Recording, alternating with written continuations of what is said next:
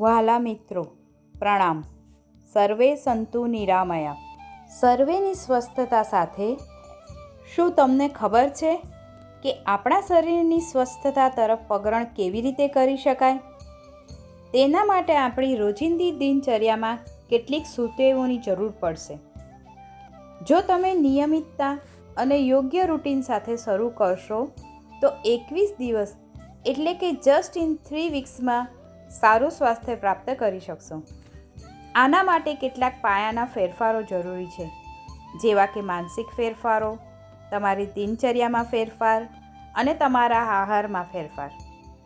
આના વિશે વધુ માહિતી આપણે આગળ ચર્ચીશું. હા, પણ આપણું રસોડું જ આપણી ઔષધશાળા ખરું ને? ચાલો, આ શ્રેણી અંતર્ગત આપણે અંગ્રેજી મૂળાક્ષર જે પરથી આવતા કેટલાક હોમ રેમેડીઝ જોઈશું. તો સર્વપ્રથમ આવે છે જેગરી એટલે કે ગોળ. શક્તિ અને સ્વાદનો અખૂટ ભંડાર એટલે ગોળ.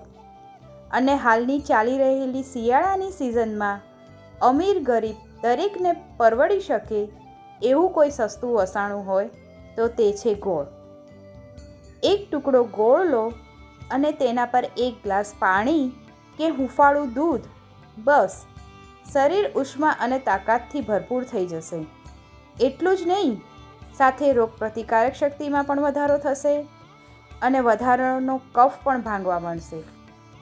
ગોળના કેટલાક ફાયદાઓ.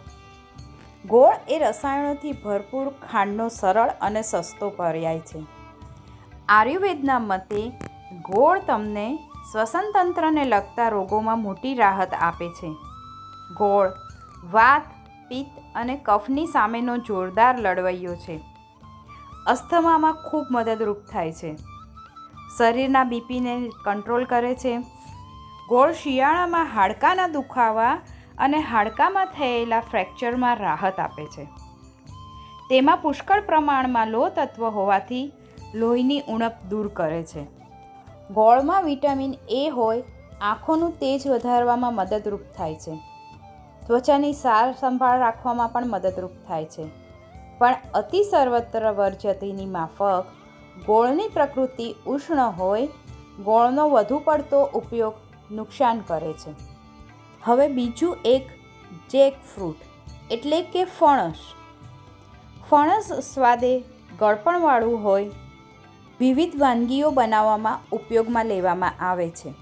ફણસમાં પુષ્કળ પ્રમાણમાં એન્ટીઓક્સિડન્ટ્સ હોય તે ડાયાબિટીસ અને હૃદય રોગની સામે રક્ષણ આપે છે. ફણસ ચામડીનું સ્વાસ્થ્ય સુધારી વૃદ્ધત્વને અટકાવે છે. ફણસના ઉપયોગથી રોગપ્રતિકારક શક્તિમાં વધારો થાય છે અને તે વાયરલ ઇન્ફેક્શનના જોખમને ઓછું કરે છે. ફણસથી કોઈ મોટા પ્રમાણમાં ગેરફાયદા થયા હોય તેવું જાણવા મળ્યું નથી, છતાં પણ તેનો ઉપયોગ સમજી વિચારીને કરવો. અને હા, હવે એલ મૂળાક્ષર પરથી લેમન એટલે કે વિટામિન સીથી ભરપૂર ખાટું મજાનું લીંબુ. લીંબુનો ઉપયોગ ચટણી, સલાડ, શરબત, જામ, જેલી અને ઘણી બધી વાનગીઓમાં કરવામાં આવે છે.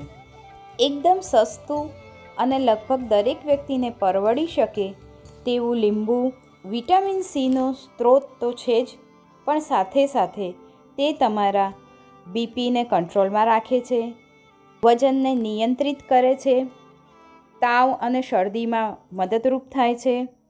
લીંબુ કિડનીમાં પથરી થતી અટકાવે છે, રોગપ્રતિકારક શક્તિમાં વધારો કરે છે. લીંબુ ચહેરા પરના ડાઘ ધબ્બાને આછા કરે છે અને ચહેરાની સુંદરતામાં વધારો કરે છે. તે વાળની માવજતમાં પણ વાપરવામાં આવે છે. દુખતા દાંતને અટકાવવા માટે લીંબુ ખૂબ જ ઉપયોગી થાય છે.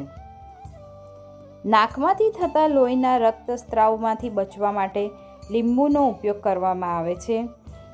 સૂર્યના કિરણોથી કાળી પડી ગયેલી ત્વચાને સ્વચ્છ કરવા માટે લીંબુ ખૂબ જ ઉપયોગી છે.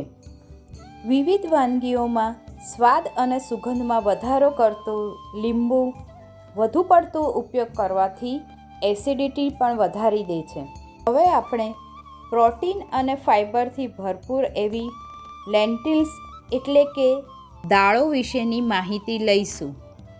ખોરાકના પાયાના એકમ એવી દાળો પ્રોટીન અને ફાઇબરથી ભરપૂર હોય છે, જે ડાયાબિટીસ અને બીપીને કંટ્રોલ કરવા માટે અતિ ઉપયોગી છે. કેન્સરનો ભય ઘટાડે છે. આ ઘણા વિટામિન્સ, મિનરલ્સ આવેલા હોય છે, જે પાચન શક્તિમાં વધારો કરે છે અને આપણી ચયાપચયની ક્રિયાને વેગ આપે છે. દાળ મગજની કાર્યપ્રણાલી સુધારવામાં ઉપયોગી છે. દાળ આપણા શરીરની માંસપેશીઓને મજબૂત કરે છે, હાડકાને મજબૂત બનાવે છે. દાળ વજન નિયંત્રિત કરવામાં ઉપયોગી થાય છે અને જે જૂના કોષો હોય છે તેમાં પ્રાણ પૂરી અને કોષોની વૃદ્ધિ કરે છે, એટલે કે વૃદ્ધત્વને અટકાવે છે.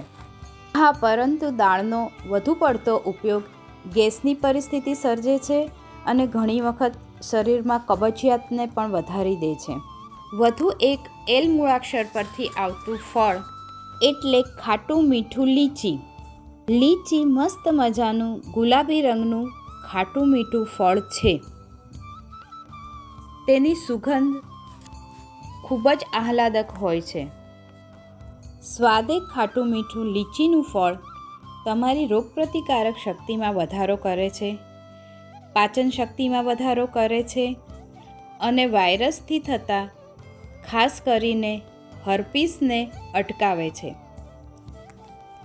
શરીરના રક્ત પરિભ્રમણને સુધારો કરે છે, શરીરના બીપીને નિયંત્રણમાં રાખે છે, શરીરની અંદર રહેલા ક્ષારોનું પ્રમાણ નિયંત્રિત કરે છે, સ્કિનને યુવી કિરણો સામે રક્ષણ આપે છે, શરીરનું વજન ઉતારવામાં મદદરૂપ થાય છે અને કેન્સરના જોખમને ઘટાડે છે. પરંતુ પાક્યા વગરની કાચી લીચીનો વધુ પડતો ઉપયોગ વોમિટિંગ અને ઘણીવાર તાવને નોતરે છે. સર્વે સંતુ નિરામયા, હેલ્થ ઇઝ વેલ્થ આ શ્રેણી અંતર્ગત ગૃહિણીઓને સહેલા, સરળ અને પરવડી શકે તેવા ઉપાયો વિશે માહિતી પૂરી પાડવામાં આવે છે. આપણો ખોરાક જ આપણી માટે શક્તિનું સાધન છે. ગૃહિણી પોતાનો મહત્તમ સમય અને સાથે પોતાનો પ્રેમ રેડીને ખોરાક બનાવે છે, ત્યારે જ અન્ન એ જ બ્રહ્મ થાય છે. તો આવો, આવી દરેક અન્નપૂર્ણા રૂપ ગૃહિણીઓને આપણે પ્રણામ કરીશું. Thank you very much.